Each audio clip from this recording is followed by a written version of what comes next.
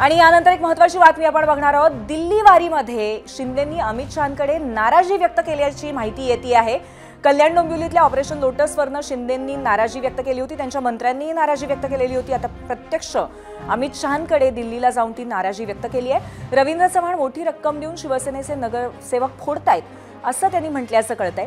एकनाथ शिंदेंनी अमित शहांकडे रवींद्र चव्हाणांची अशी स्पष्टपणे तक्रार केलेली आहे। महायुतीसोबत पुढे गेली पाहिजे, मग मित्रपक्षांचे नगरसेवक का फोडले जात आहेत असा प्रश्नही त्यांनी केलेला आहे।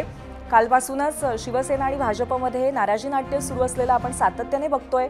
काल दोन्ही पक्षांनी येऊन त्याच्यावरती पडदाही टाकलेला होता, परंतु त्यानंतर आज एकनाथ शिंदे अमित शहांच्या भेटीसाठी दिल्लीला पोहोचले आणि दिल्ली वारीमध्ये शिंदेंनी अमित शहांकडे नाराजी व्यक्त केलेली आहे।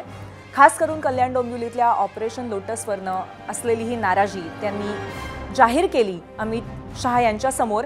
आणि रवींद्र चव्हाण मोठी रक्कम देऊन शिवसेनेचे नगरसेवक फोडतायत अशी तक्रार केल्याचंही कळतंय। महायुती सोबत पुढे गेली पाहिजे, मग मित्रपक्षांचे नगरसेवक का फोडले जात आहेत असा त्यांचा सवाल आहे। यातले काही महत्त्वाचे मुद्दे आपण बघतोय। कल्याण डोंबिवलीतील ऑपरेशन लोटसवरनं अमित शहांसमोर उपमुख्यमंत्री एकनाथ शिंदेंनी नाराजी व्यक्त केली आहे। रवींद्र चव्हाण भाजपचे प्रदेशाध्यक्ष मात्र शिवसेनेचे नगरसेवक फोडतात असा त्यांचा आरोप आहे। मोठी रक्कम देऊन रवींद्र चव्हाण नगरसेवक फोडतायत असं त्यांनी म्हटलंय। शिवसेनेचं नुकसान करण्यासाठी कल्याणमध्ये रवींद्र चव्हाण सक्रिय आहेत। भाजप प्रदेशाध्यक्षांनी महायुतीला सोबत घेऊन पुढे गेलं पाहिजे।